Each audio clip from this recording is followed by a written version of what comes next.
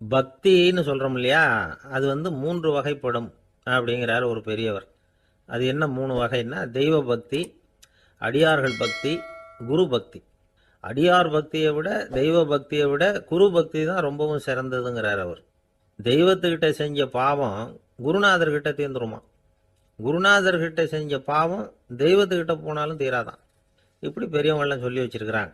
ஒரு காடு, அங்கே அயோத தௌமியர் அப்படின்னு ஒரு தபோதனர், அவர் பல மாணவர்களை ஒன்றா சேர்த்து ஒரு குருகுலம் நடத்திக்கிட்டு இருக்கிறார். பல தரப்பட்டவங்க, பல திறப்பட்டவங்க மாணவர்கள் அதில் சேர்ந்து படிச்சுக்கிட்டு இருக்கிறாங்க. பாஞ்சால ராஜகுமாரன் ஒருத்தனும் அந்த குருகுலத்தில் சேர்ந்து படிச்சுக்கிட்டு இருக்கிறான். அவன் பேர் ஆருணி. பெரிய இடத்து புள்ள, இருந்தாலும் படுப்பில் ரொம்ப கெட்டிக்காரனாக இருந்தான். அவன் தான் அங்கே முதல் மாணவன். ஒரு நாள் குருநாதர் அந்த அரசகுமாரனை கூப்பிட்டார்.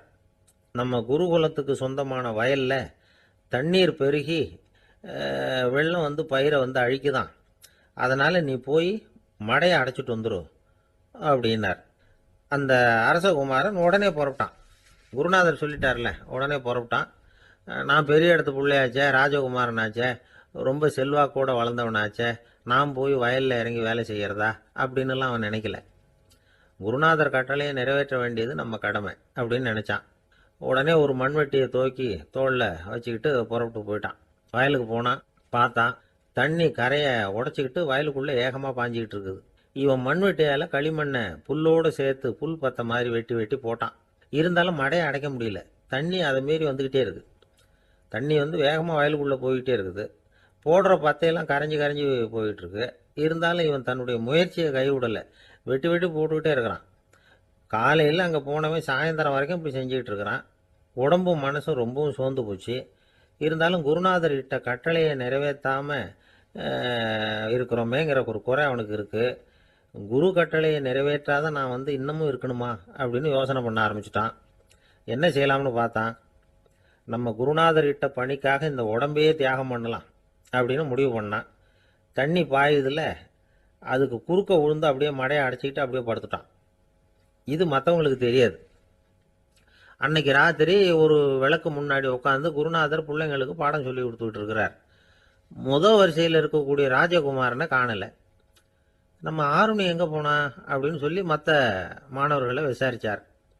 இப்போ அவங்க சொன்னாங்க, சுவாமி, அவன் காலையில் வயலுக்கு வந்து மடையை அடைக்கிறதுக்காக போனான், நீங்கள் தான் போக சொன்னீங்க, இன்னும் திரும்பி வரல அப்படின்னு அவர் பையன். குருநாதர் உடனே ஒரு தீவெட்டி எடுத்துக்கிட்டு மாணவர்களை அழைச்சிக்கிட்டு வயலுக்கு போனார். அங்கே போய் பார்த்தா ஆளை காணும். ஆருணி ஆருணின்னு சொல்லி சத்தம் போட்டு கூப்பிட்டு பார்க்குறார். நான் இங்கே இருக்கேன் குருநாதா அப்படின்னு காலுக்கு அடியிலேருந்து ஒரு சத்தம் வருது. குனிஞ்சு பார்த்தா அவன் மடையில் படுத்துருக்கிறான். என்னப்பா இதுன்னார். காலையிலேருந்து இந்த மடையை அடைச்சி பார்த்தேன் சுவாமி, முடியல, அதனால் இப்படி குறுக்க படுத்துட்டேன். என்னை தாண்டறதுக்கு பயந்து போய் தண்ணியை தேங்கி நின்றுட்டுது அப்படின்னா. அவனுடைய குரு பக்தியையும் அவனை தாண்டறதுக்கு அஞ்சு நிற்கிற தண்ணி தேக்கத்தையும் பார்த்துட்டு எல்லாரும் ரொம்ப ஆச்சரியப்பட்டு போயிட்டாங்களாம். ஆருணி எழுந்திரிச்சு வா அப்படின்னு கூப்பிட்டாரான் குருநாதர். அவன் தண்ணீரை பொழந்துக்கிட்டு எழுந்திரிச்சு வந்தானான். அதனால அவனுக்கு வந்து உத்தாலகன் அப்படின்னு ஒரு பேர். உத்தாலகன்னா தண்ணீரை பிளந்தவன் அர்த்தம். அந்த உத்தாலகன் மாதிரி இந்த காலத்து மாணவர்களுக்கும் குரு பக்தி வேணும் அப்படின்னு சொன்னோம் ஒரு பள்ளிக்கூடத்தில். உடனே நிறைய மாணவர்கள் எழுந்திரிச்சு நின்னாங்க. சார், நீங்கள் எங்களை வந்து இன்னமும் சரியாக புரிஞ்சுக்கலன்னு நினைக்கிறோம். அன்னைக்காவது ஒருத்தன் அப்படி இருந்தான், இன்னைக்கு ஏகப்பட்ட உத்தாலகர்கள் இருக்கிறோம். எங்கள் வாத்தியார் கட்டளை இட்டா இப்போவே அது மாதிரி வயலுக்கு போய் மடையில் குறுக்கப்படுத்துக்கிறதுக்கு இந்த வகுப்பில் உள்ள அத்தனை பேரும் தயாராக இருக்கிறோம் அப்படின்னாங்க. அப்படியா அப்படின்னு சொல்லி கேட்டோம் ரொம்ப சந்தோஷமாக. ஒருத்தன் ரொம்ப அடக்கமாக எழுந்திரிச்சான். அப்புறம் சொன்னான், ஆமாம் சார், வகுப்பில் வந்து இவர் நடத்துகிற பாடத்தை கேட்டுக்கிட்டு இருக்கிறத விட பேசாமல் போய் மடையில் படுத்துடுறது ஒன்றும் கஷ்டமான காரியமாக இருக்காது, அதனால தான் எல்லாரும் அங்கே போகிறேன்னு சொல்கிறோம் அப்படிங்கிறான். ஒரு ஊரில் ஒரு ராஜா இருந்தார். அந்த ராஜாவுக்கு ஒரு மந்திரி. ராஜா ரொம்ப நியாயமானவர், நேர்மையானவர், கண்டிப்பானவர். தப்பு செய்கிறது யாராக இருந்தாலும் தண்டனை கொடுப்பார். வேண்டியவங்களுக்கு ஒரு நியாயம், வேண்டாதவங்களுக்கு ஒரு நியாயங்கிறதெல்லாம் அவர்கிட்ட கிடையாது. ஒரு சமயம் அரசவையில் அந்த அமைச்சரே வந்து விதிமுறைகளுக்கு புறம்பா ஏதோ நடந்துகிட்டு இருக்கார். மன்னருக்கு கோபம் வந்துட்டுது.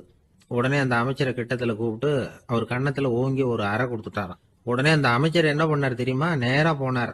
அங்கே நின்றுகிட்டு இருந்த இன்னொருத்தர் கன்னத்தில் ஓங்கி அரைஞ்சார். அரை வாங்கினவர் திகைச்சு போயிட்டார்.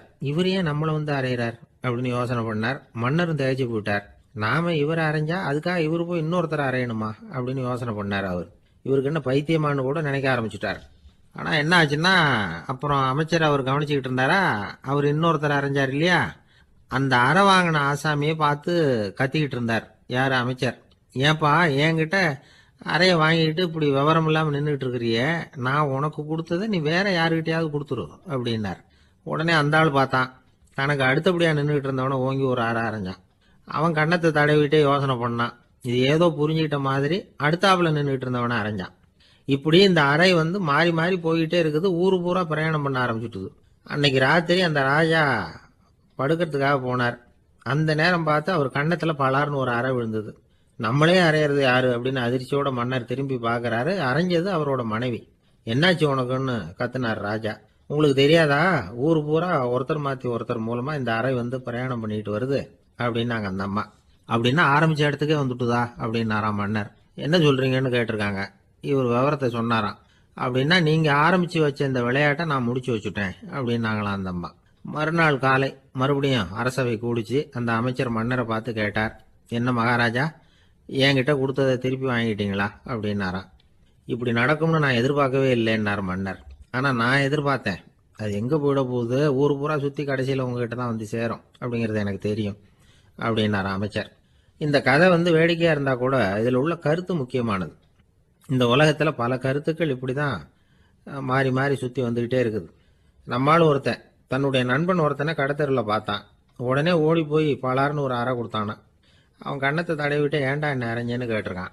நீ ஏன்டா என்ன முட்டாள்னு என் மனைவிட்ட போய் சொன்னேன் அப்படின்ட்டுருக்கான் அவன். உன்னை ஒரு முட்டாள்னு சொன்னதுக்காகவா நீ என்ன அரைஞ்ச அப்படின்னு கேட்டிருக்கான் இவன். டேய், நான் அதுக்காக அறையலப்பா, அது ஒரு பெரிய ரகசியம் நான் முட்டாளுங்கிறது. அந்த ரகசியத்தை நீ வந்து ஏன் எங்கள் வீட்டில் போய் சொன்னேன், அதுக்காக தான் அரைஞ்சேன் அப்படின்னு நானா. துருக்மேனியாவில் அஷ்காபாத் அப்படின்னு ஒரு நகரத்தில் ஒரு புவியியல் விஞ்ஞானி இருந்தார். அவர் ஒரு நாய்க்குட்டி வளர்த்தார். ஒரு நாள் முன்னிரவு நேரம் ஒரு மேஜைக்கு முன்னாடி உட்காந்து அந்த விஞ்ஞானி ஏதோ கணக்கு போட்டுக்கிட்டு இருக்கிறார். அவருக்கு ஒரு சின்ன பெண் குழந்தை, அது தொட்டிலில் தூங்கிட்டு இருக்குது. அந்த நாய்க்குட்டியும் ஒரு மூலையில் படுத்து அது பாட்டுக்கு தூங்கிட்டு இருந்தது. ஒரே அமைதி. அந்த நேரத்தில் திடீர்னு அந்த நாய்க்குட்டி துள்ளி எழுந்திரிச்சது. நேராக குழந்தைகிட்ட ஓடிச்சு. அந்த குழந்தைய அது போட்டிருந்த ட்ரெஸ்ஸோடு சேர்த்து கவ்வி தூக்குச்சு. தூக்கிக்கிட்டு வாசல் பக்கம் ஓடிச்சு. நாய்க்குட்டி குழந்தைய கவ்வி தூக்க முடியுமாங்கிற சந்தேகம் உங்களுக்கு இல்லையா? நீங்கள் வந்து நம்ம ஊர் நாய்க்குட்டியவே பார்த்து பழக்கப்பட்டிருக்கீங்க, அதனால் நம்புறதுக்கு சிரமமாக இருக்கும். அந்த ஊர்ல எல்லாம் அது வந்து ரொம்ப ஸ்ட்ராங்காக இருக்கும், ஒரு ஏதோ கண்ணுக்குட்டி மாதிரி இருக்கும். விஞ்ஞானி அதை பார்த்துட்டார். உடனே அந்த நாய்க்கு வந்து வெறி பிடிச்சிட்டுதுன்னு முடிவு பண்ணிட்டு தன்னோட கை துப்பாக்கியை எடுத்துக்கிட்டு ஓடி வந்தார். அவர் வெளியில் வந்து நாய்க்குட்டி எங்கே அப்படின்னு பார்த்து தேடுறார். அந்த நேரத்தில் அந்த வீடு வந்து இடிஞ்சு விழுது. காரணம் பூமி அதிர்ச்சி. இப்படி பூமி அதிர்ச்சி உண்டாக போகுதுங்கிறது அந்த நாய்க்குட்டிக்கு முன்னாடியே தெரிஞ்சு போச்சு. அதுதான் குழந்தைய தூக்கிட்டு வெளியில் ஓடி வந்திருக்குது. அது மூலமாக அந்த குடும்பத்தையே காப்பாற்றி இருக்குது அந்த நாய்க்குட்டி. இந்த சம்பவம் நடக்கிறதுக்கு 3 நாளைக்கு முன்னாடியே சில பிராணிகளுக்கு இப்படி நடக்க போகுதுங்கிறது தெரிஞ்சிருக்குதான். ஆமாம், அந்த நகரத்தில் 3 நாளைக்கு முன்னாடியே பாம்பு, பல்லி இதெல்லாம் அது தங்கியிருந்த வலையை விட்டு வெளியில் ஓடி வந்துட்டுது. அதே மாதிரி அங்கே இருந்த புறாவெல்லாம் பறந்து போயிடுச்சான். இதே மாதிரி யுகோஸ்லோவியாவில் கூட ஒரு நகரம், அங்கே ஒரு நாள் ராத்திரி ஒரு மிருக காட்சி சாலையில் திடீர்னு ஒரு பெரிய கலவரம், கூச்சல், குழப்பம். அங்கே இருந்த கழுதை, புலி, யானை, பறவை எல்லாம் கண்ணாபின்னான்னு கத்த ஆரம்பிச்சுட்டுது. நேர் யானை அதுக்குன்னு போடப்பட்டிருந்த தடுப்பையே தாண்டி குதிச்சு வெளியில் வந்துட்டுதான். மறுநாள் தான் எல்லாருக்கும் விஷயம் புரிஞ்சுது. அடுத்த நாள் காலையில் அங்கே பூமி அதிர்ச்சி உண்டாயிட்டுது. இப்போ பாருங்க, அதாவது மனுஷனை போய் தீர்க்க தரிசி அது இதுன்னு சொல்லிட்டு இருக்கிறோம். இவனை விட அது பரவாயில்லைன்னு தோணுது. அதாவது மிருகங்கள் ஒன்று நடக்க போகுதுங்கிறத முன்னாடியே புரிஞ்சுக்குதே. சரி, இதெல்லாம் எப்படி அது முன்கூட்டி புரிஞ்சுக்குது? அதுதான் படைப்பு ரகசியம். அதை கண்டுபிடிக்கிறதுக்கு தான் மனுஷன் வந்து ஆராய்ச்சி பண்ணிட்டு இருக்கிறான். விஞ்ஞானிகளோட ஆராய்ச்சியெல்லாம் ஒரு பக்கம் இருக்கட்டும், வீட்டுக்குள்ளேயே சில ஆராய்ச்சி பண்ணி பாருங்களேன். இப்போ சில யோசனை சொல்லி அதை சோதனை பண்ணி பாருங்க அப்படின்னு ஒருத்தர் சொன்னாராம். அதாவது இப்போ மழை வருமா வராதா அப்படின்னு தெரிஞ்சுக்கணுமா, உடனே ஒரு பூனைக்குட்டி பின்னாடியே மெதுவாக போய் அது என்ன செய்யுதுன்னு கவனித்து பார்க்கணும். பூனைக்குட்டி தன்னோட பாதத்தினால சுகத்தில் வந்து அப்படி கீறிக்கிட்டு இருக்கும். அப்படி கீறினா கண்டிப்பாக மழை வரும். சில சமயம் பூனைக்குட்டி அப்படியே மல்லாந்து படுத்துக்கிட்டு பாதத்தை உயர தூக்கும், அப்படியும் அப்படியும் புரளும். இப்படி செஞ்சதுன்னா அன்னைக்கும் மழை இருக்காது. அதனால முன்னாடி இருந்தது மழை வர்றதுக்கு அறிகுறி, இது மழை இல்லைங்கிறதுக்கு அறிகுறி. பறவைகள், பிராணிகள் இதுகளோட நடவடிக்கைகளை பார்த்துட்டு அதையெல்லாம் அடிப்படையாக வச்சு தான் காலநிலையை கண்டுபிடிக்கிற கருவிகளை கண்டுபிடிச்சிருக்கிறாங்க. வாத்து இருக்குல்ல, சில சமயம் தன்னோட அழகை தன்னோட இறகுகளில் அப்படியே புதைச்சிக்கும். அப்படி செஞ்சால் குளிர்காலம் வரப்போகுதுன்னு அர்த்தம். பருவநிலை குளிராக மாறப்போகுதுங்கிறதுக்கு இதுதான் அறிகுறி. சிட்டுக்குருவி இருக்குதுல்ல, அதெல்லாம் புழுதியில் உழுந்து புரளும், சிறகுகளை படபடன்னு அடிச்சுக்கும். அப்படி செஞ்சால் மழை வரப்போகுதுன்னு அர்த்தம். ஒன்று மட்டும் நாம் நல்லா தெரிஞ்சுக்கணும், இயற்கையின் சீற்றம்னு சொல்கிறோம் இல்லையா, இயற்கை ஏன் நம்ம மேலே கோவப்படுது? இயற்கையை நாம் அனுசரித்து போகிறதில்ல, அதனால் கோவப்படுது. காடுகளை அழிக்கப்படாது, விலங்குகளை கொல்லக்கூடாது, இயற்கை ஏற்படுத்தி வச்சிருக்கிற சமநிலையை கெடுக்கக்கூடாது. அதை புரிஞ்சுக்கிட்டு வாழ்ந்தோம்னா பூமியும் நடுங்காது, நாமளும் நடுங்க வேண்டிய அவசியம் இருக்காது. ஒருத்தர் இருந்தார், சாராய கடைக்கு போனாராம், நிறைய சாப்பிட்டார். அப்புறம் சொன்னார், இது ரொம்ப அற்புதமான சரக்கு போல இருக்கு, உள்ளே போன உடனே இந்த பூமியே நடுங்கிறது மாதிரி இருக்கு எனக்கு அப்படின்னாராம். இதுக்கு கடைக்காரர் சொல்லியிருக்கார், நீங்கள் சாப்பிட்டது வெறும் பச்சை தண்ணி தாங்க, இப்போ ஏற்பட்டிருக்கிறது நிஜம் பூமி அதிர்ச்சி அப்படின்னா. இன்பம் துன்பம் இது ரெண்டும் சேர்ந்தது தான் வாழ்க்கை. இது எல்லாரும் சொல்லிட்டு இருக்கிற ஒரு உண்மை. அது சரி, இது ரெண்டும் வர்றதுக்கு என்ன காரணம்? துறவி ஒருத்தர் யோசிச்சு பார்த்துருக்கார். இன்ப துன்பம் தோன்றுவதற்கு முக்கியமாக 6 காரணங்கள் உண்டு அப்படிங்கிறார் அவர். அது என்னங்கிறத நாமளும் தெரிஞ்சு வச்சுக்குவோமே. இப்போ முதல் காரணம் சுயநலம். ஒரு தாயார் தன்னுடைய சுயநலம் கருதி தன்னுடைய மகன் இன்பமாக இருக்கணும்னு ஆசைப்படுறாங்க. மகனும் அப்படியே ஆசைப்படுறான். அதனால் தாயாரின் இன்ப துன்பங்களை பார்த்துட்டு மகனும் இன்ப துன்பம் அடையிறான். அந்த அம்மாவுக்கும் அதே நிலைமை தான். 2வது காரணம் உறவு. நான் துறவியான பிறகு கூட உறவுங்கிற காரணத்தினால தான் தாயாருடைய சுக துக்கங்களை கண்டு நானும் சுக துக்கம் அடைகிறேன்.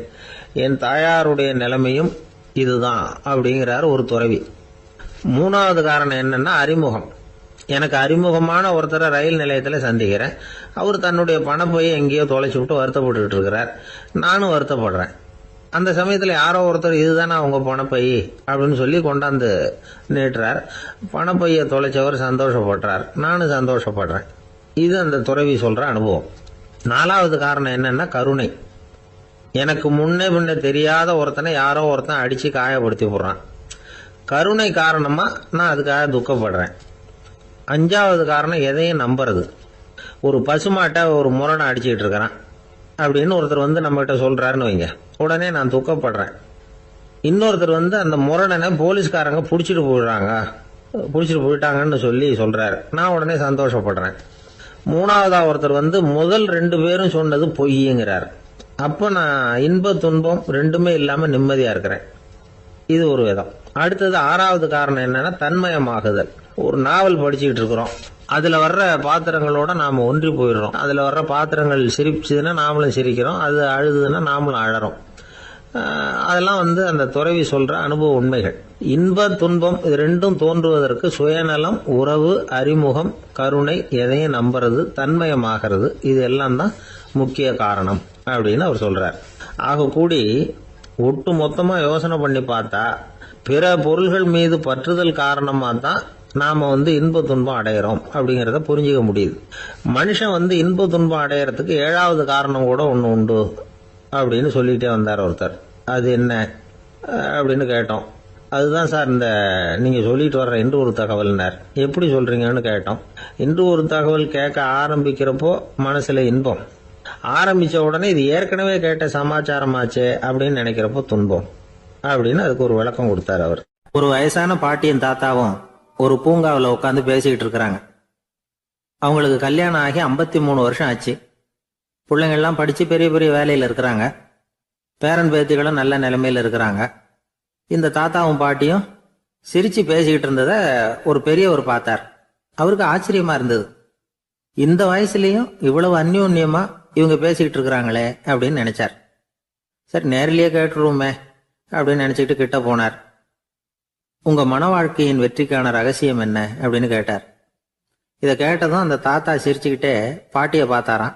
அதுக்கப்புறம் சொன்னாராம், நான் இந்த அம்மாவை கல்யாணம் பண்ணிட்டதுக்கும் எங்களுடைய இல்வாழ்க்கை இவ்வளவு நாளா பலம் குறையாம மகிழ்ச்சியா இருக்கிறதுக்கும் காரணம் ஒண்ணுதான். அது என்ன காரணம்னா, எங்களுக்கு இடையில பொதுவா நிறைய குறைகள் உண்டு, அதுதான் காரணம் அப்படின்னாராம். அவர் சொல்றது சரிதான் அப்படிங்கிறது மாதிரி அந்த பாட்டியும் அவரை நிமிர்ந்து பார்த்தாங்களாம். இந்த பெரியவர் மறுபடியும் அந்த பாட்டியை பார்த்து அதே கேள்வியை கேட்டிருக்கார். உங்களுடைய நீண்டகால மன வாழ்க்கைக்கு கிடைச்ச வெற்றி எதனாலேன்னு சொல்ல முடியுமா அப்படின்னு கேட்டாராம். அவங்களும் சிரிச்சுக்கிட்டே பதில் சொன்னாங்களாம். என்ன பதில் தெரியுமா? சில பேரை நாம குறிப்பிட்ட பண்புகளுக்காக நேசிக்கிறோம், வேற சிலரை நாம் அந்த பண்புகள் இல்லாத குறைகளுக்காகவே விரும்பி பழகிறோம் இல்லையா அப்படின்னு கேட்டுட்டு தலையை குனிஞ்சுக்கிட்டாங்களாம் அந்த பாட்டியம்மா. அவங்க அப்படி சொன்னதை கேட்டதும் இவருக்கு புதுசா ஞானம் பிறந்தது மாதிரி இருந்துதான். இதுதான் மனம் நிறைந்த மன வாழ்க்கை அப்படிங்கிறார் சுவாமி சின்மயானந்தர். பண்புகளை எப்படி நேசிக்க முடியுதோ அதே மாதிரி பண்புகள் இல்லாத குறைகளையும் நேசிக்க முடியும். மனசுதான் காரணம். ஒரு மேல்நாட்டு தம்பதி, அவங்களும் தாத்தா பாட்டி தான். அவங்க 2 பேரும் ஒரு பூங்காவில் உட்காந்து சிரிச்சு பேசிக்கிட்டு இருக்கிறாங்க. அதை ஒருத்தர் பார்த்தார். அவருக்கு ஆச்சரியம், இவ்வளவு காலம் ஆகி இந்த வயசுலயும் இப்படி அன்பா பேசிக்கிட்டு இருக்கிறாங்களே அப்படிங்கிற ஆச்சரியம். கிட்ட நெருங்கி போனாரு. கேட்டார், ஏன் தாத்தா உங்களுக்கு கல்யாணம் ஆகி எவ்வளவு வருஷம் ஆச்சுன்னார். 55 வருஷம் ஆச்சுன்னாராம் அவரு. இன்னமும் இவ்வளவு சந்தோஷமா இருக்கிறீங்களே, அதுக்கு என்ன காரணம்னு கேட்டிருக்கார்.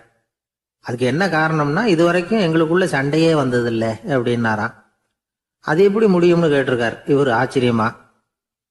அந்த தாத்தா சொல்ல ஆரம்பிச்சாராம், இத பாருப்பா, எங்களுக்கு கல்யாணம் ஆன புதுசுல நானும் என்னுடைய மனைவியும் ஒரு குதிரை மேல ஏறி ஒரு காட்டு வழியா போய்கிட்டு இருந்தோம்.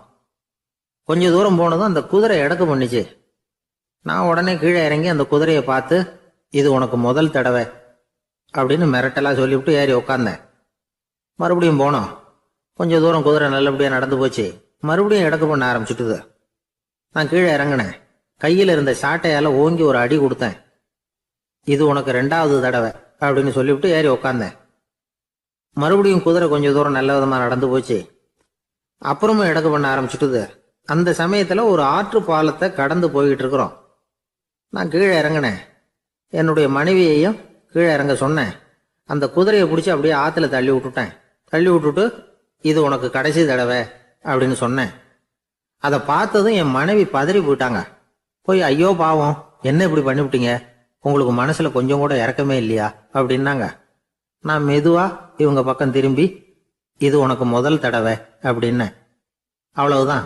அன்னையிலிருந்து இன்னைய வரைக்கும் ஒரு நாள் கூட எங்களுக்குள்ள சண்டையே வந்ததில்லை அப்படின்னு விளக்கம் கொடுத்தார் அந்த தாத்தா. மனிதர்கள்ல சில பேர் ரொம்ப வித்தியாசமா நடந்துக்குவாங்க. மற்றவங்களுக்கு அது ரொம்ப ஆச்சரியமா கூட இருக்கும்.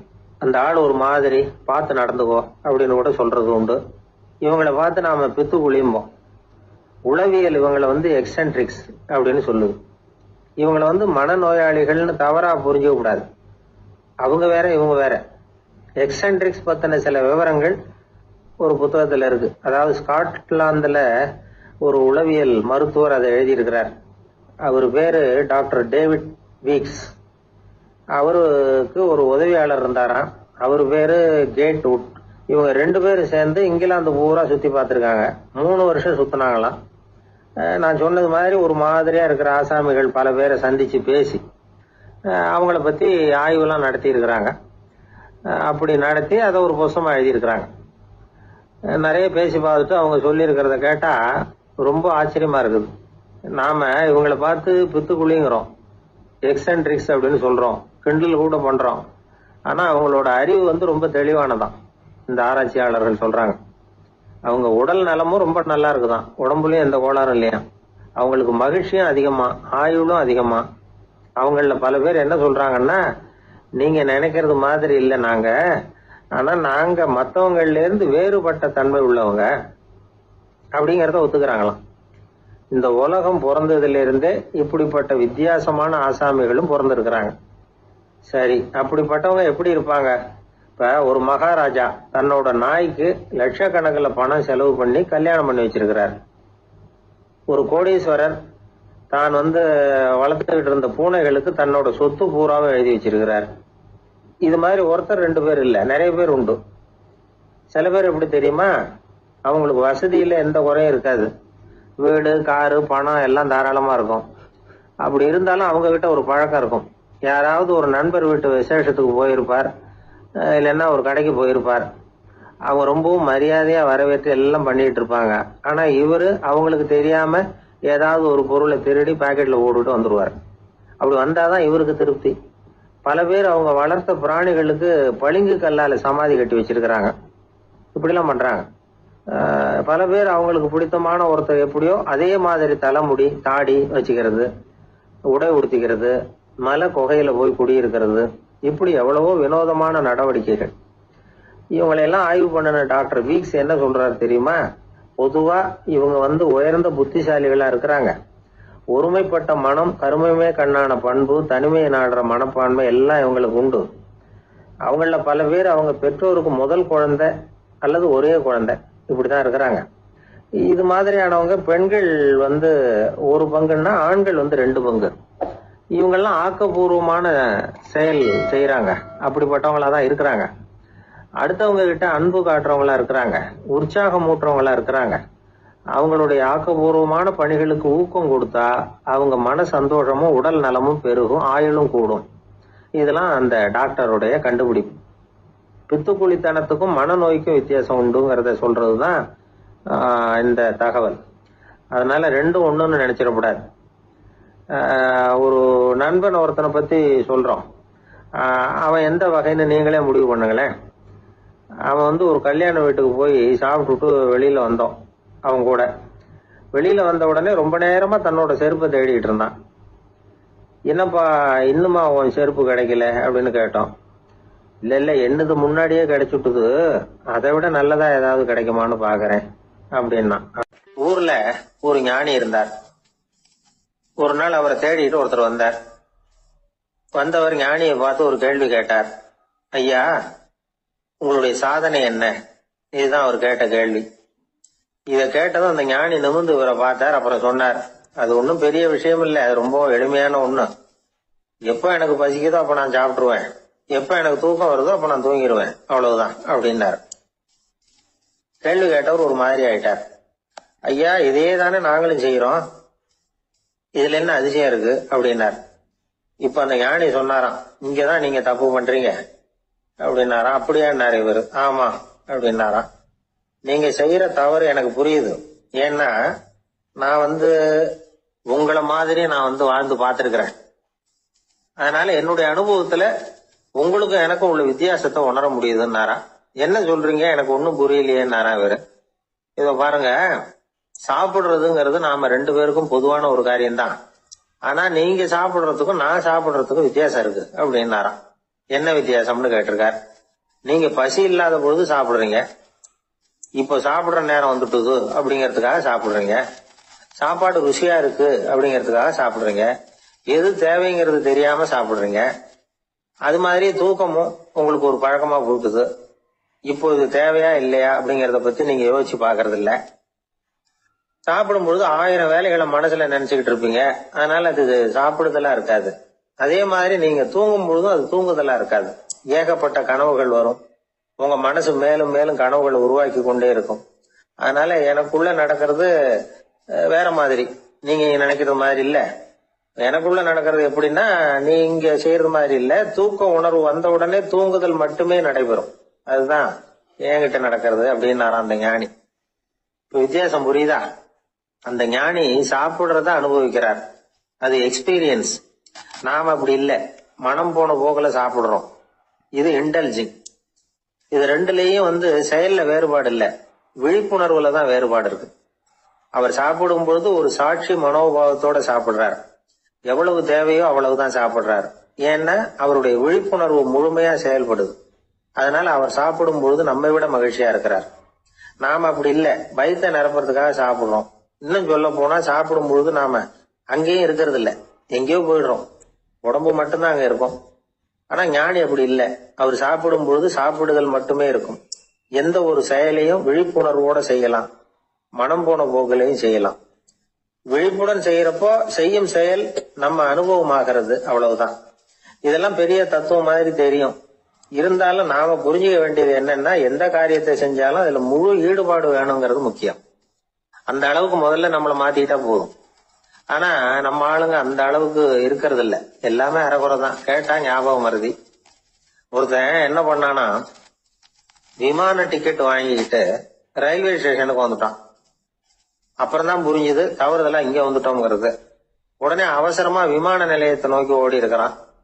அங்க போய் கவுண்டர்ல கேட்டிருக்கான், மேடம் நான் தவறுதலா ரயில்வே ஸ்டேஷனுக்கு போயிட்டேன், இப்ப விமானத்தையும் தவற விட்டுட்டேன், அடுத்த பிளைட்ல எனக்கு இதை மாத்தி தர முடியுமான்னு கேட்டிருக்கான். முடியாதுன்னாங்களாம் அந்த அம்மா. ஏன்னு கேட்டானா, ஏன்னா இப்ப நீங்க வந்திருக்கிறது பஸ் ஸ்டாண்டு அப்படின்னாங்களாம். என்ன சார் உங்க பையன் என்ன செஞ்சுக்கிட்டு இருக்கிறான் இப்போ அப்படின்னு கேட்டார் ஒருத்தர். அடிக்கடி கண்ணாடி முன்னாடி நின்று அழகு பார்த்துக்கிட்டு இருக்கிறான் சார் அப்படின்னாரு அப்பா. இளம் பருவம் இப்படிதான் இருக்கும், அதையெல்லாம் சாதாரணமா நினைச்சுடாதீங்க அப்படின்னாரு அவரு. என்ன சார் சொல்றீங்க, கண்ணாடி முன்னாடி நின்றுக்கிட்டு நேரத்தை வீணாக்கிக்கிட்டு இருக்கான், அதை ஒரு பெரிய விஷயமா நான் நினைக்கணுமா அப்படின்னாரு இவர். இளம் பருவத்துல இளைஞர்களுக்கும் சின்ன பொண்ணுங்களுக்கும் அடிக்கடி கண்ணாடியில பார்க்கணும்னு தோணும். அது வெறுமனே அழகு பார்க்கறது மட்டும் இல்ல, அவங்க தங்களையே தேடி கண்டுபிடிக்கிற ஒரு முயற்சி அது. இது ஒரு மனோதத்துவ விளைவு. இது வரைக்கும் சின்ன பிள்ளையா இருந்துட்டோம், இனிமே நாமளும் மற்றவங்க மாதிரி மனிதர்கள் தான் அப்படிங்கிற உணர்வு அவங்களுக்கு வருது. தங்களோட முகம் எப்படி இருக்குது, அழகு எப்படி இருக்கு, உடம்பு நேரம் எப்படி இருக்கு, முடி எப்படி இருக்கு அப்படிங்கறதெல்லாம் கண்டுபிடிக்கிறாங்க. அதுக்கப்புறம் இன்னொரு ஆணோ பொண்ணோ தன்னை கவனிக்கணும் அப்படின்னு நினைக்கிறாங்க. இதெல்லாம் மனோதத்துவ உண்மைகள், இதெல்லாம் இயற்கை. இதை பார்த்துட்டு பெத்தவங்க பிள்ளைங்க கெட்டு போட்டாங்க அப்படின்னு நினைக்கக்கூடாது, அவங்கள திட்டிகிட்டே இருக்கக்கூடாது. இன்னைக்கு பல குடும்பங்கள்ல இதுதான் நடந்துகிட்டு இருக்குது. மனுஷ வாழ்க்கையிலேயே இப்படியும் இல்லாத அப்படியும் இல்லாத ஒரு பருவம் இளம் பருவம். 13 இருந்து 19 வயசுக்கு உட்பட்ட ஆண்கள் பெண்கள் இந்த வகையை சேர்ந்தவங்க, டீனேஜ் குரூப். இவங்கள சின்னவங்கன்னு நினைச்சிட முடியாது, பெரியவங்கன்னு நினைச்சிட முடியாது. இவங்க ரொம்ப சென்சிட்டிவ். சமூகம் நினைச்சா இவங்களை நல்லவங்களாவும் ஆக்கலாம், கெட்டவங்களாவும் ஆக்கலாம். கொஞ்சம் அக்கறை எடுத்துக்கிட்டா பெரிய பெரிய மேதைகளையும் விஞ்ஞானிகளையும் உருவாக்கலாம். ஆனா நடக்கிறது என்ன தெரியுமா, அநேகமா இவங்களை யாருமே சரியா புரிஞ்சுக்கிறது இல்ல, இவங்களை சரியா நடத்துறதும் இல்லை.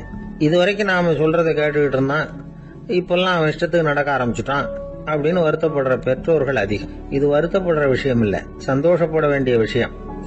உங்க புள்ள சொந்தமா யோசிக்க ஆரம்பிக்கிறதும் நடந்துக்க ஆரம்பிக்கிறதும் ஒரு தப்பான விஷயமா? அவன் கடைசி வரைக்கும் உங்க பேச்சையே கேட்டுக்கிட்டு இருக்கணுங்கிறது என்ன நியாயம்? இன்னைக்கு இளைஞர்களை பெரியவங்க தப்பா புரிஞ்சுக்கிட்டு தவறா நடத்துறதுனாலதான் அவங்களுக்கு வெறுப்பு, எரிச்சல், மனக்கசப்பு எல்லாம் உண்டாகுது.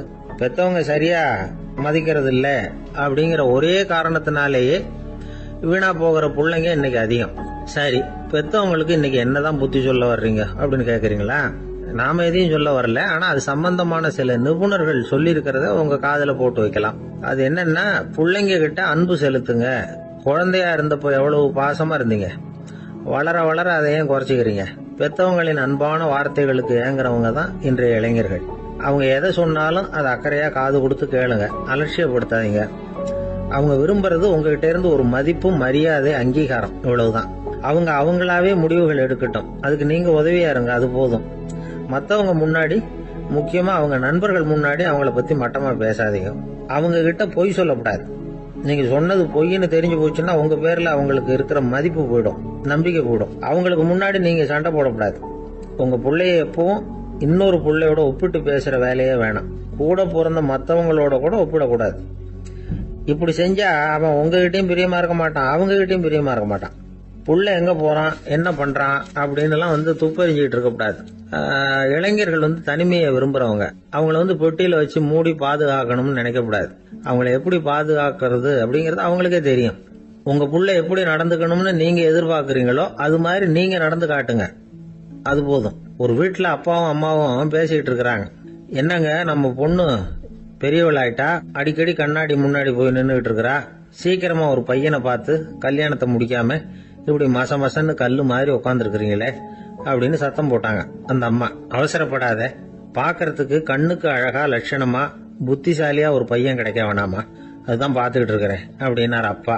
இதுக்கு அந்த அம்மா சொல்றாங்க, எங்க அப்பா இப்படி எல்லாம் நினைச்சுக்கிட்டு இருந்திருந்தா எனக்கு கல்யாணமே ஆயிருக்காது தெரியுமா அப்படின்னாங்களாம். சீடன் வெளியூர் புறப்படுறதுக்கு தயாரா இருந்தான். ரொம்ப தூரம் போக போறான், திரும்பி வர நாளாகும். புறப்படுறதுக்கான ஆயத்த வேலைகள்ல ஈடுபட்டு இருந்தான். அந்த சமயம் பார்த்து இன்னொரு சீடன் அவங்கிட்ட வந்தான். நம்ம குரு உன்னை அழைச்சிட்டு வர சொன்னார், வா அப்படின்னு கூப்பிட்டான். இவன் உடனே புறப்பட்டு போனான். குருநாதரை பார்த்தான், அவர் காலில் விழுந்து வணங்கினான். வணங்கிவிட்டு எழுந்திரிச்சான். அவ்வளவுதான். குரு ஏதாவது உபதேசம் பண்ணுவாருன்னு எதிர்பார்த்தான். ஆனா நடந்தது என்ன தெரியுமா? குரு அவனுக்கு ஓங்கி ஒரு அடி கொடுத்தார். எதிர்பாராம இந்த அடியை வாங்கினதும் அந்த சீடன் அதிர்ந்து போயிட்டான். பக்கத்துல இருந்த மற்ற சீடர்களும் திகைச்சு போய் நின்னுட்டாங்க. அடி வாங்கின சீடனுக்கு மனசுக்குள்ள குழப்பம், நாம என்ன தப்பு பண்ணணும், புறப்படுற நேரத்துல இப்படி குரு கிட்ட அடி வாங்குற மாதிரி ஆயிட்டுதே அப்படின்னு நினைச்சு மனசுக்குள்ள ரொம்ப வேதனைப்பட்டான். கொஞ்சம் துணிச்சலை வரவழைச்சுக்கிட்டு குருநாதர்கிட்டயே கேட்டுட்டான், சுவாமி, நான் என்ன தப்பு பண்ணினேன்? என்ன இப்படி அடிச்சுட்டீங்களே, ஒரு வார்த்தை கூட உங்களை எதிர்த்து நான் பேசினது இல்லையே, இவ்வளவு காலமா உங்க விருப்பத்துக்கு விரோதமா ஒரு காரியம் கூட நான் செஞ்சது இல்லையே, வந்ததும் வராததுமா ஒண்ணுமே சொல்லாம என்ன அடிச்சுட்டீங்களே, குருவே நான் செஞ்ச குற்றம் தான் என்ன அப்படின்னு கண்ணீரோட பரிதாபமா கேட்டானா அந்த சீடன். ஆனா அந்த குரு முகத்துல கொஞ்சம் கூட கோபம் இல்லை. அவர் சிரிச்சுக்கிட்டே நின்றுகிட்டு இருந்தாராம். அதுக்கப்புறம் சொன்னாராம், என்னுடைய அருமை சீடனே, நீ ஒரு தவறும் பண்ணல. நான் உன்னை அடிச்சது நீ ஏதோ தப்பு பண்ணிவிட்டேங்கிறதுக்காக இல்ல, நீண்ட பயணம் போக போறேன், ஞாபகமா ஏதாவது கொடுத்து அனுப்ப வேணாமா? நீ ஞானம் பெற்ற பிறகுதான் திரும்பி வர போறேங்கிறது எனக்கு தெரியும். அதுக்கு பிறகு உன்னை வந்து அடிக்க முடியுமா? அதனால இப்ப கிடைச்சிருக்கிற இந்த வாய்ப்பை பயன்படுத்திக்கிட்டேன், அப்போதைக்கு இப்பவே அடிச்சுட்டேன், அவ்வளவுதான், வேற ஒண்ணும் இல்லை அப்படின்னாராம். குரு சிரிச்சுக்கிட்டே இப்படி சொல்றார். இருந்தாலும் இதுவும் ஒரு உபதேசம் தான். அதிர்ச்சிகளால வந்து விழிப்படைய வைக்கிறதும் ஒரு வழிதான். இது வந்து ஜென் வழி. பெரும்பாலும் அதிர்ச்சியின் மூலமாகவே ஞான தரிசனத்தை அருள்கிறவர்கள் தான் ஜென் குருமார்கள். நம்ம தியானம் தான் ஜென். இந்தியாவில இருந்து இது சீனாவுக்கு போய் கொஞ்சம் பேர் மாறி வளம் பெற்று ஜப்பான்ல ஜென் ஆகி வளர்ந்துருக்குது, அவ்வளவுதான். ஜென்கிறது தியானம். எதை நினைச்சும் தியானிக்கிறது இல்ல, எல்லாத்துலயும் தியானம் இருக்கிறதா சொல்லுது ஜென். பேசுறது, இருக்கிறது, நடக்கிறது, சாப்பிடுறது, சிரிக்கிறது, தூங்குறது, தொழில் செய்யறது அல்லது சும்மா இருக்கிறது எல்லாமே தியானம் தான். ஜென்கிறது ஒரு சுய தரிசனம், தன்னைத்தானே அடையாளம் கண்டுகொள்ளுகிறது தான் அது. இல்லாத எதையும் தேடி கண்டுபிடிக்கிறது இல்ல. சென் மார்க்கத்தை பத்தி ஓஷோ என்ன சொல்றாரு தெரியுமா? காணாமல் போன தன்னுடைய மூக்கு கண்ணாடி தன்னுடைய மூக்கின் மேல் இருப்பதை கண்டுகொள்வது போன்றது சென் அப்படிங்கிறார். நம்மால் ஒருத்தர் இன்னொருத்தர் முகத்தை ரொம்ப நேரமா உத்து பார்த்துக்கிட்டு இருந்தார். என்ன பாக்குறீங்கன்னாரு அவரு. நீங்க போட்டிருக்கீங்களே மூக்கு கண்ணாடி, அதை தான் பாக்குறேன்னாரு இவரு. நீங்க அப்படி பாக்குறதுக்கு விசேஷ காரணம் ஏதாவது உண்டான்னு கேட்டார் இவர். உண்டுன்னார். என்னன்னு கேட்டார். நேத்திக்கு காணாம போன என்னோட மூக்கு கண்ணாடி அது அப்படின்னாராம் இவர். ஒரு ஊர்ல ஒரு ராஜா இருந்தார். அவர் ஒரு பூனை வளர்த்தார். ரொம்ப செல்லமா அவர் அந்த பூனையை வளர்த்தார். அவர் என்ன பண்ணுவார் தெரியுமா? இரவு நேரத்தில் அந்த பூனையோட தலையில ஒரு விளக்க வச்சிருவார். அந்த பூனை ரொம்ப ஜாக்கிரதையா அந்த விளக்கு கீழே விழுந்துடாம பார்த்துக்கும். தலையை ஆட்டாம ரொம்ப நிதானமா ராஜா பின்னாடி நடந்து போய்கிட்டே இருக்கும். அந்த விளக்கு வெளிச்சத்துல எல்லா வேலைகளையும் செஞ்சிருவார். கையில ஒரு விளக்க தனியா எடுத்துட்டு போக வேண்டிய அவசியமே இல்லை. விளக்க தூக்கிட்டு போற வேலையை அந்த பூனை பார்த்துக்கும். அதனால ராஜாவுக்கு அந்த பூனை மேல ரொம்ப பிரியம். மந்திரிகளை எல்லாம் கூப்பிட்டு அவங்க கிட்ட சொல்லுவார், பாத்தீங்களா இந்த பூனை எவ்வளவு விசுவாசமா நடக்குது, என் பேர்ல எவ்வளவு மரியாதை பாத்தீங்களா அதுக்கு அப்படிம்பார்.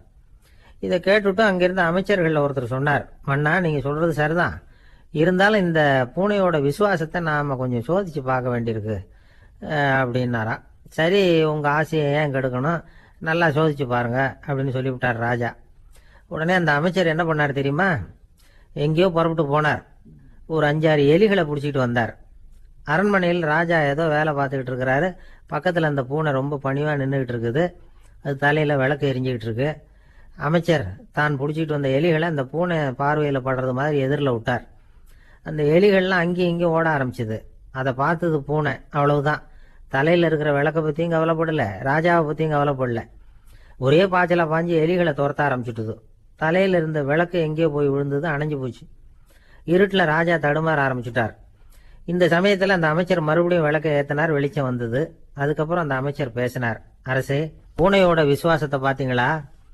எலி அது கண்ணில் படுற வரைக்கும் தான் விசுவாசமா இருந்தது. அது மாதிரி எலியை பார்த்ததும் எல்லாத்தையும் விட்டுட்டு அதை துரத்த ஆரம்பிச்சுட்டு பார்த்தீங்களா? தான் அந்த பூனையை பற்றி நினைச்சது தப்புங்கிறது அதுக்கப்புறம் தான் அந்த ராஜாவுக்கு புரிஞ்சுதான். சரி, இப்போ எதுக்கு இந்த கதையெல்லாம் அப்படிங்கிறீங்களா? இந்த பூனை மாதிரி தான் நம்ம மனசும். மனசை எவ்வளவுதான் பயிற்சி கொடுத்து பக்குவமாக வச்சிருந்தாலும் பார்க்கறதுக்கு பரமசாது மாதிரி தான் இருக்கும். பார்க்க வேண்டியதை பார்த்துட்டுதுன்னா பாஞ்சிரும். இந்த பூனை மாதிரி புலன் இன்ப பொருள்கள் கிட்டாத வரைக்கும் மனம் அடங்கி இருக்கிறது மாதிரி தான் தெரியும். கொஞ்சம் வாய்ப்பு கிடைச்சாலும் அது குதிக்க ஆரம்பிச்சிடும், தப்பு பண்ண ஆரம்பிச்சிடும். பெரிய பெரிய முனிவர்கள் வாழ்க்கையில் நடந்த வீழ்ச்சி இதை தான் நிரூபிக்குது. புலன்களின் ஆற்றல் அதிகம். அதனால மனக்கட்டுப்பாடு பயிற்சிகள்ல ரொம்ப எச்சரிக்கையா இருக்கணுங்கிறார் சுவாமி சிவானந்தர். மது பழக்கத்தையே விட்டுட்டேன்னு உறுதியா இருப்பான். கடை கண்ணில் பட்டுட்டுதுன்னா கால் அவனை கேட்காமலே இழுத்துக்கிட்டு உள்ள போயிடும். இதுதான் மனசுங்கிறது. அதுதான் அந்த ராஜா வளர்த்த பூனை. நம்மால் ஒருத்தன் அந்த ராஜா பூனை தலையில விளக்க வச்சது மாதிரி இவன் தன்னுடைய தலையிலேயே ஒரு விளக்கை ஏற்றி வச்சுக்கிட்டு என்னத்தையோ தேட ஆரம்பிச்சான். தேடிட்டு இருக்கிறான். தலையை ஆட்டாம நிதானமா நடந்து ரொம்ப நேரமா தேடிட்டு இருக்கிறான். அந்த சமயம் அங்க வந்த ஒருத்தர் என்னத்தை தேடுறீங்கன்னு கேட்டார். அதுதான் மறந்து போச்சு அப்படின்னு இழுத்தான். சரி, கொஞ்சம் இப்படி உட்காருங்க, ஞாபகம் வந்ததும் தேட ஆரம்பிக்கலாம் அப்படின்னாரு அவரு. இவன் கொஞ்ச நேரம் உட்காந்து யோசிச்சான். அப்புறம் திடீர்னு எழுந்திரிச்சான். ஞாபகம் வந்துட்டுதுன்னா. என்னன்னு கேட்டார். எங்க வீட்டில் இருந்த விளக்க எங்க வச்சேன்னு தெரியல, அதை தான் தேடிட்டு இருக்கிறேன், ஏற்றி வைக்கலாம்னு பார்க்குறேன் அப்படின்னா. ஒரு ராஜா இருந்தார். நாடு பூராவும் நிறைய மரங்களை நட்டு வளர்க்கணுங்கிறது அவரோட ஆசை. தானே அதுக்கு முன்மாதிரியா இருக்கணும்னு நினைச்சார். அரண்மனையை சுத்தி மரங்களை நட்டு வளர்த்தார். இதை பார்த்துட்டு ஜனங்களும் அவங்கவுங்க வீட்டை சுத்தி மரக்கன்றுகளை நட்டு வளர்த்தாங்க. கொஞ்ச காலத்துல ஊர் பூரா பசுமையா மாறிச்சு. எல்லாருக்கும் சந்தோஷமா இருந்தது. இது ஒரு பக்கம் இருக்கட்டும். இப்ப நான் சொல்ல போற கதை வேற. அதாவது அந்த ராஜா ஒரு நாள் தன்னுடைய அரண்மனையை சுத்தி இருக்கிற விதவிதமான மரங்களை எல்லாம் போய் பார்த்தார். எப்படி இருக்கிறீங்க அப்படின்னு ஒவ்வொரு மரத்துக்கிட்டையும் விசாரிச்சாராம். எந்த மரமும் சந்தோஷமா இருக்கிறதா தெரியல. அதுக்கு மனசுல ஒரு குறை. முதல்ல ஆலமரத்துக்கிட்ட போனார். அது சொல்லிச்சு, மண்ணா, நான் நல்லா பெருசா வளர்ந்துருக்கிறேன், அடர்த்தியா இருக்கிறேன், கிளையெல்லாம் 4 பக்கமும் நல்லா படர்ந்து தான் இருக்குது, இருந்தாலும் எந்த பிரயோஜனமும் இருக்கிறதா தெரியல எனக்கு. என்னுடைய பழம்லாம் ரொம்ப சின்னதா இருக்குது, என் கண்ணுக்கு சரியா புறப்பட மாட்டேங்குது. நான் இருக்கிற சைஸுக்கு என்னுடைய கிளையில இருக்கிற பழம்லாம் எவ்வளவு பெருசா இருக்கணும், அது இத்தினூண்டு இருக்கிறது எனக்கு பெரிய அவமானமா இருக்கு. இப்படி இங்க நின்றுகிட்டு இருக்கிறதே ரொம்ப கூச்சமா இருக்கு. ஒரு நல்ல புயல் வந்ததுன்னா பேசாம சாஞ்சு விடலாமான்னு பாக்குறேன் அப்படின்னு புலம்புது ஆலமரம். சரி, இருக்கட்டும்னு நினைச்சுக்கிட்டு ராஜா அடுத்தபடியா ஒரு அத்தி மரத்துக்கிட்ட போனார். அதுவும் புலம்ப ஆரம்பிச்சுட்டுது. நான் கூட பெரிய மரம் தான், இல்ல இலையெல்லாம் அழகா தான் இருக்குது, பழம் அழகா இருக்குது, இருந்தாலும் உள்ள விஷயம் இல்லையே, அத்தி பழத்தை புட்டு பார்த்தா அத்தனையும் சொத்த அப்படின்னு பழமொழியே உண்டாயிட்டுதே. இப்படி ஒரு கெட்ட பேரோட நான் இருக்கணுமா அப்படின்னு புலம்புது அது. சரி, இது இருக்கட்டும் அப்படின்னு சொல்லி அடுத்தபடியா வேப்ப மரத்துக்கிட்ட போனார். அது தன்னுடைய வேதனையை வெளியிட்டது.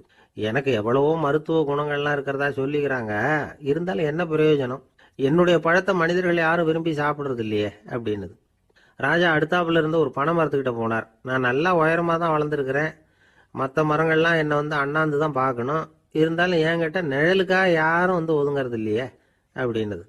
என்ன இது, எல்லா மரமும் இப்படி திருப்தி இல்லாம இருந்துகிட்டு இருக்குதே அப்படின்னு நினைச்சுக்கிட்டே ராஜா அடுத்தபடியா அங்க இருந்த ஒரு பைன் மரத்துக்கிட்ட போனார். அழகா உயரமா பசுமையா தான் இருந்தது, ஆனா பழமோ பூவோ கிடையாது. அதை நினைச்சு அது வருத்தப்பட்டுக்கிட்டு இருக்குது. ஓக் மரம் அது ஒன்று நின்றுட்டு இருந்தது. அது என்ன சொல்லிச்சுன்னா, இலையுதிர் காலத்துல என் மேல இருக்கிற எல்லா இலைகளும் உதிர்ந்து போடுது, முடி கொட்டின மனிதர்கள் மாதிரி மொட்டையா நான் நிக்க வேண்டி இருக்குது, என்ன வாழ்க்கை இது அப்படின்னு சொல்லி அழுத்துக்கிட்டது. சரி, புளிய மரம் என்ன சொல்லுது பாப்போம்னு அதுகிட்ட போனா, என்னுடைய நிழல்ல யாருமே தங்க மாட்டாங்க, உடம்புக்கு சூடுன்னு ஒதுங்கி போயிடுவாங்க, அடிமரத்தை பார்த்தீங்கன்னா பட்டையெல்லாம் உறிஞ்சி பார்க்கறதுக்கே கேவலமா இருப்பேன் அப்படின்னுது அது.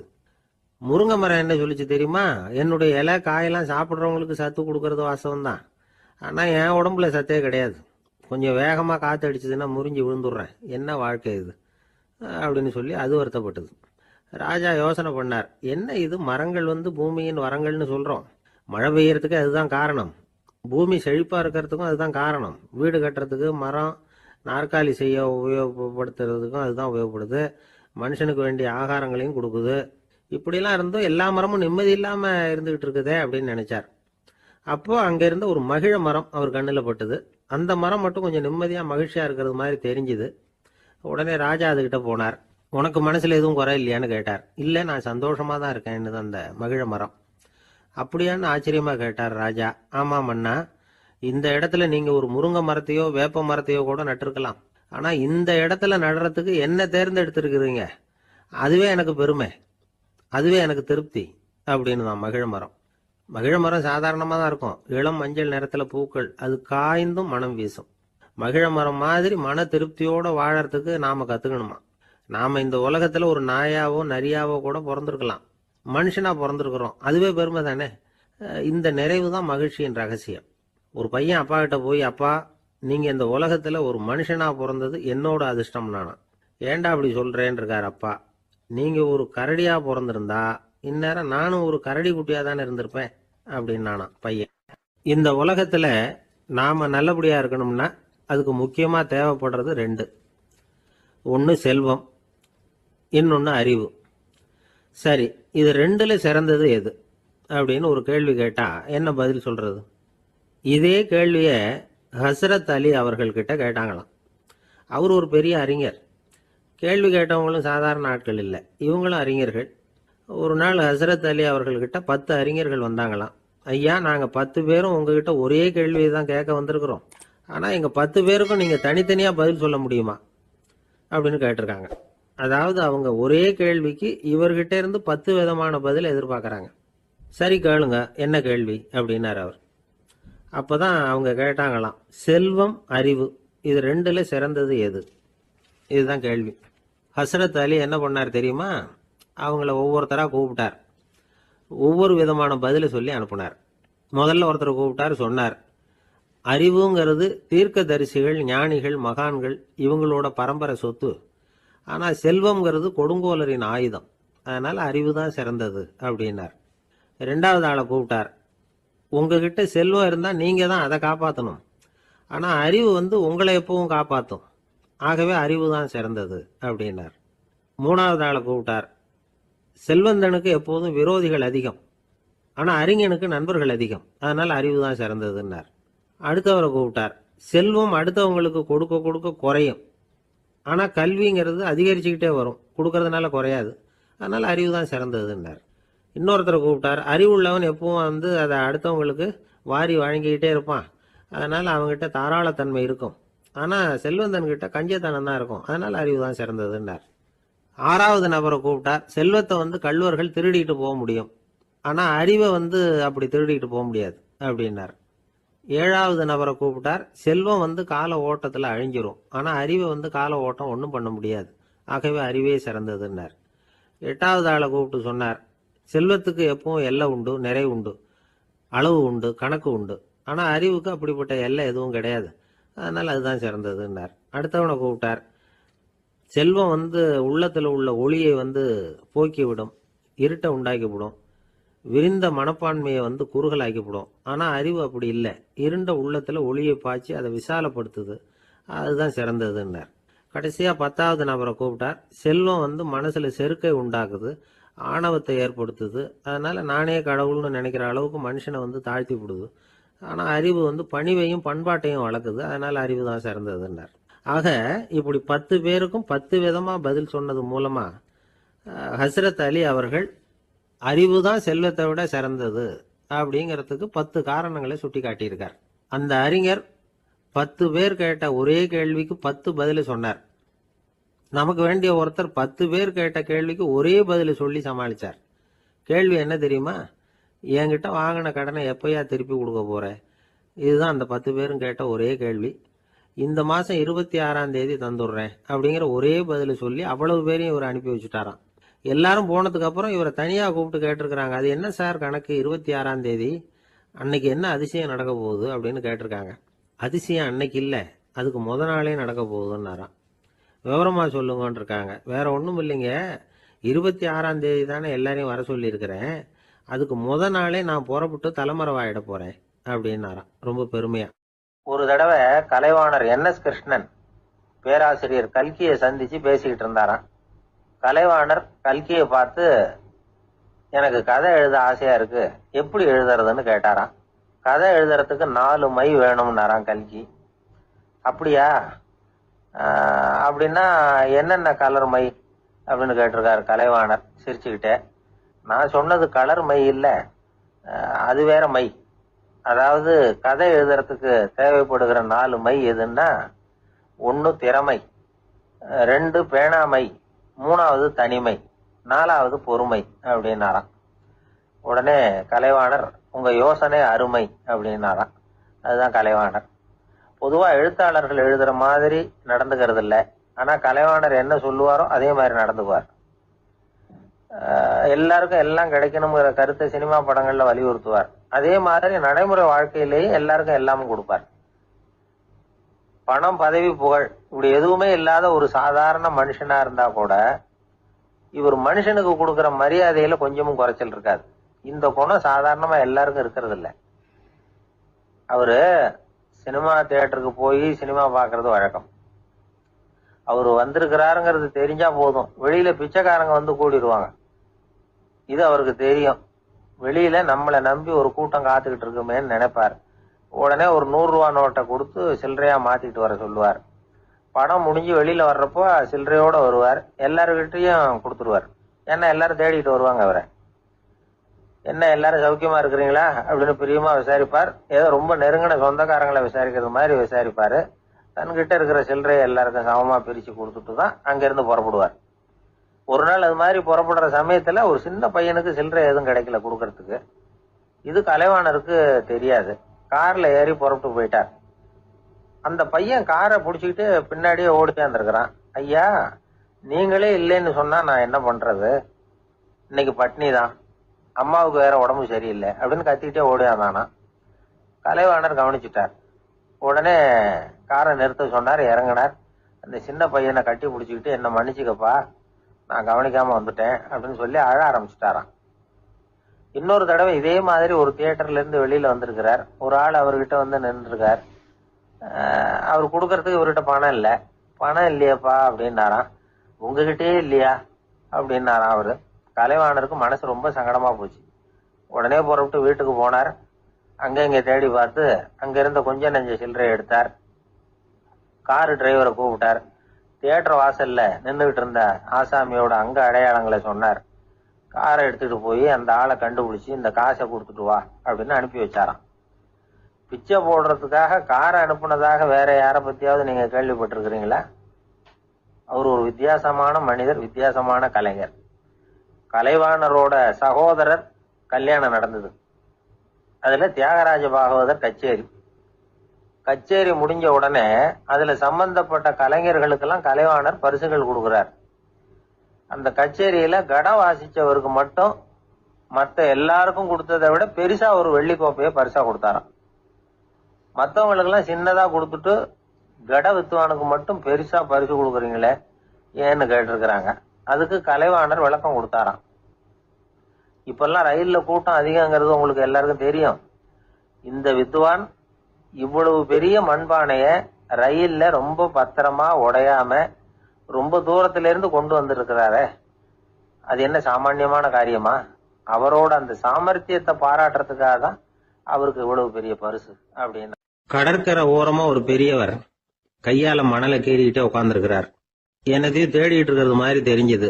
மெதுவா கிட்டத்துல போய் என்னத்தை தேடிட்டு இருக்கிறீங்க அப்படின்னு கேட்டோம்.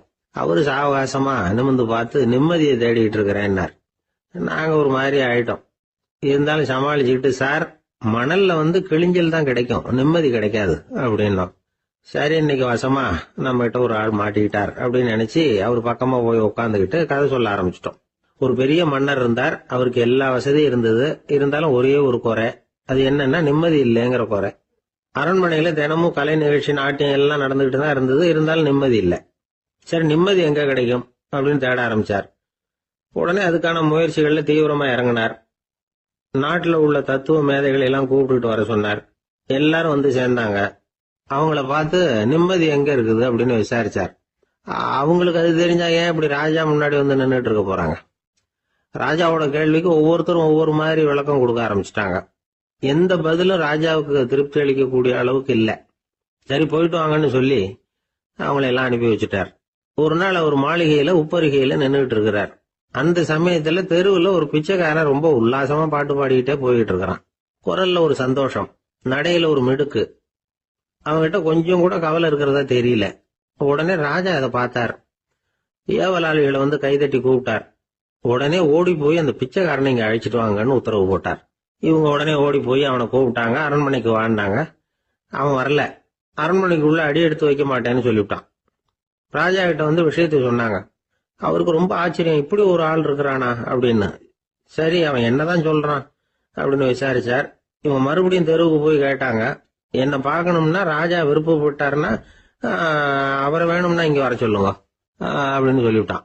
அதை ராஜா கிட்ட சொன்னாங்க. அவருக்கு கோபம் வரல. இவ்வளவு சுதந்திர உணர்வோடு இருக்கிறவன் சாதாரண ஆளா இருக்க முடியாது அப்படின்னு நினைச்சார். உடனே கிடுகிடுன்னு இறங்கி தெருவுக்கு வந்தார். பிச்சைக்காரங்கிட்ட போனார். நீ கவலைப்படாம சந்தோஷமா பாடிட்டு போறியே, அது எப்படி முடியுது உன்னால அப்படின்னு கேட்டார். ஏன் அப்படி கேக்குறீங்கன்னு அதுக்கு இல்ல, எனக்கு அரண்மனையில எவ்வளவோ சுகபோகங்கள்லாம் இருக்கு, இருந்தாலும் நிம்மதி இல்ல. இது ஏன்னு எனக்கு தெரியல. இந்த தேசத்துல உள்ள அறிஞர்களை எல்லாம் கூப்பிட்டு கேட்டு பார்த்துட்டேன், அவங்களுக்கும் தெரியல. உன்னை கேட்டா தெரியும்னு நினைச்சேன், அதனாலதான் சந்திக்கிறதுக்கு ஆசைப்பட்டேன். ஆனா நீ வரமாட்டேன்னுட்டியே அப்படின்னார். பிச்சைக்காரன் கடகடன்னு சிரிக்க ஆரம்பிச்சுட்டான். மகிழ்ச்சிக்கும் உங்களுக்கும் தடையா இருக்கிறது இந்த மாளிகை தான். இதை விட்டுட்டு வெளியில வந்துட்டா நிம்மதி தேடிட்டு வந்துரும்னா.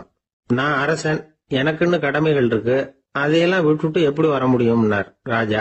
ரெண்டும் ஒரே நேரத்துல கிடைக்கணுங்கிறது முடியாத காரியம். உங்க சுகபோகத்துக்கு விலையாதான் உங்க நிம்மதியை கொடுத்துக்கிட்டு இருக்கிறீங்க. என்ன பாருங்க, என்கிட்ட எதுவும் இல்ல, அதனால எதுவும் போயிடுமோங்கிற பயமும் இல்ல, நிம்மதியா இருக்கிறேன் அப்படின்னா அவன். ராஜா உடனே சந்தோஷப்பட்டு தன்னுடைய மேலங்கியை எடுத்து அவனுக்கு பரிசா கொடுத்தாராம். அவன் சிரிச்சுக்கிட்டே அதை வாங்க மாட்டேன்னு விட்டானான். இதை நீங்க எனக்கு கொடுக்கறதுனால எந்த பயனும் இல்ல, அதே நேரத்துல அதை வாங்கிட்டேன்னா அடுத்த வினாடியிலிருந்து அதை எப்படி காப்பாத்துறதுங்கிற கவலை எனக்கு வந்து சேர்ந்துடும், அப்புறம் தூக்கம் வராது, நிம்மதி போயிடும் அப்படின்னானா. சொல்லிவிட்டு அவன் பாட்டுக்கு சந்தோஷமா பாடிக்கிட்டே போயிட்டான். நிம்மதி எங்க இருக்குங்கிறதையும் ராஜா தெரிஞ்சுக்கிட்டார். அந்த இடத்துக்கு தன்னால போக முடியாதுங்கிறதையும் அவர் புரிஞ்சுக்கிட்டார். இப்படி இந்த கதைய அந்த கடற்கரையில மணலை கீறிக்கிட்டே உட்கார்ந்துருந்தார அந்த பெரியவர்கிட்ட சொல்லி முடிச்சோம். அவர் முகத்துல ஒரு தெளிவு தெரிஞ்சுது. எங்களை நிமிர்ந்து பார்த்தார். ரொம்ப நன்றிங்க, இப்ப எனக்கு தெரிஞ்சு போச்சு, நிம்மதி வேணும்னா அதுக்கு என்ன பண்ணணும்னு இப்ப நல்லா புரிஞ்சுக்கிட்டேன் அப்படின்னார். என்ன புரிஞ்சுக்கிட்டீங்கன்னு கேட்டோம். இனிமே இந்த பக்கம் வந்தா உங்க கண்ணுல படாத இடமா பார்த்து உட்காரணும்னு புரிஞ்சுக்கிட்டேன் அப்படின்னார். ஆரம்ப காலத்துல ஒரு குரு, அப்போ ஒரு சீடன் இருந்தான். அது வேடிக்கையான குரு, வேடிக்கையான சீடன். ஒரு ஆசிரமம். ஒரு நாள் ஒருத்தன் அவசரமா அந்த குருவை தேடி வந்திருக்கிறான். என்ன விஷயம்னு விசாரிச்சார் குரு. உங்க சீடர் என்ன அடிச்சுட்டார் அப்படின்னு புகார் பண்ணானா அந்த ஆள். குரு சீடனை கூப்பிட்டார். அடிச்சியா இந்த ஆளை அப்படின்னு கேட்டாராம். ஆமான் இருக்கான் சீடன். ஏன் அடிச்சே அப்படின்னு கேட்டாராம். இந்த ஆள் உங்களை பத்தி மட்டமா பேசிவிட்டான், என்னால அதை தாங்கிக்க முடியல, அதனாலதான் அடிச்சுட்டேன் இருக்கான். அப்படி என்ன பேசினா அப்படின்னு கேட்டாராம். உன்னுடைய குருநாதர் இப்பெல்லாம் அர்த்தமில்லாம பேச ஆரம்பிச்சுட்டார் அப்படின்னு சொல்லிவிட்டான், அதனாலதான் அடிச்சுட்டேன் அப்படின்னானா. அதுக்காக அடிச்சே அப்படின்னாராம். நான் அதுக்காக அடிக்கல குருவே, இப்பெல்லாம் நீங்க அர்த்தம் இல்லாம பேசுறதாக அவன் சொல்றான், அப்படின்னா இதுவரைக்கும் நீங்க அர்த்தத்தோட பேசினதாகத்தானே அர்த்தம், அது தப்பு தானே, அதனாலதான் அடிச்சேன் அப்படின்னானா. ஒரு பெரியவர் உட்கார்ந்து இருக்கிறார். அவரை சுத்தி அவருடைய தோழர்கள் உட்கார்ந்து இருக்கிறாங்க. ஏதோ ஒரு முக்கியமான செய்தியை அவர் அவங்களுக்கு சொல்லிட்டு இருக்கிறார்.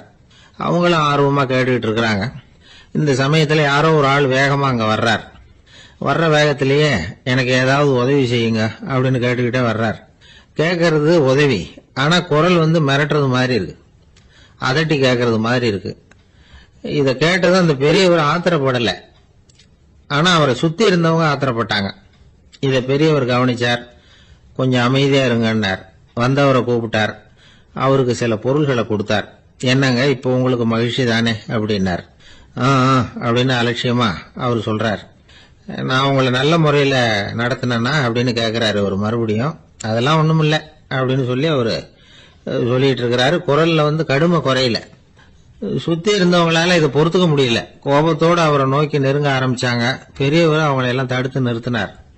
வந்தவரை வாங்க என்னோட அப்படின்னு சொல்லி அழைச்சிட்டு போனார். வீட்டுக்கு போனார். அங்க போனதும் இன்னும் சில பொருள்களை எடுத்து அவர்கிட்ட கொடுத்தார்.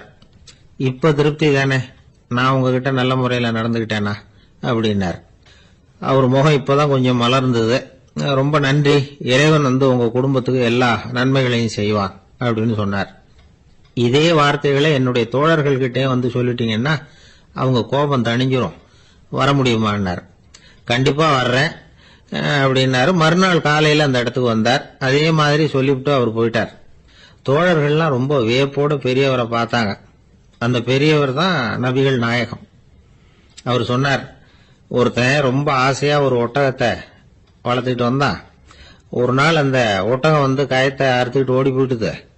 அக்கம் பக்கத்தில் இருக்கிறவங்க எல்லாம் அந்த ஒட்டகத்தை பிடிக்கிறதுக்கு முயற்சி பண்ணாங்க. அதை துரத்திட்டு ஓடினாங்க. ஒட்டகம் தாறுமாறா ஓட ஆரம்பிச்சது. இந்த சமயத்துல ஒட்டகத்தை வளர்த்தவன் அங்க ஓடி வந்தான். நீங்க அதை ஒன்னும் செய்ய வேணாம், விட்டுருங்க, அதோட சுபாவம் எனக்கு நல்லா தெரியும், அதை சுலபமா என்னோட வழிக்கு கொண்டுட்டு வந்துட முடியும், நான் பாத்துக்கிறேன், விட்டுருங்க அப்படின்னா. எல்லாரும் விலகி போயிட்டாங்க. இவன் என்ன செஞ்சான் தெரியுமா? கொஞ்சம் புல்ல கையில எடுத்துக்கிட்டு அந்த ஒட்டகத்தை நெருங்கினான். அவ்வளவுதான். அது ஓடி இவன் காலடியில உட்காந்துக்கிட்டது. செல்லமா அதை அப்படியே தடவி கொடுத்தான். முதுகுல ஏறி உட்காந்துக்கிட்டான். அது பாட்டுக்கு சாதுவா நடந்து போகுது. இந்த கதையை நபிகள் நாயகம் தம்முடைய தோழர்களுக்கு சொல்றார். ஒட்டகத்தை மட்டும் இல்ல, சில மனிதர்களையும் கூட சில விதத்துல அணுகிதான் அவர்களை சீர்திருத்த வேண்டியிருக்குது அப்படிங்கறத அவங்களுக்கு உணர்த்தினார். இது ஒரு அழகான உளவியல் அணுகுமுறை. சில குடும்ப தலைவர்கள் கூட இந்த ஒட்டகம் மாதிரி நடந்துகிறது உண்டு, அப்புறம் அடங்கி போறதும் உண்டு. ஒரு குடும்ப தலைவர் காலையில எழுந்திரிச்சதுல இருந்து சத்தம் போட்டு கத்திக்கிட்டு இருப்பார். பக்கத்துல இருந்தவங்கலாம் ஓடி போய் சமாதானம் பண்ணி பார்த்தாங்க. அவர் ஓயறது மாதிரி தெரியல. கடைசியில் அவர் மனைவி வந்தாங்க. நீங்க எல்லாம் விலைக்கு போயிடுங்க, அவர் சுபாவம் எனக்கு தெரியும், நான் பாத்துக்கிறேன் அப்படின்னாங்க. சரின்னு எல்லாரும் போயிட்டாங்க.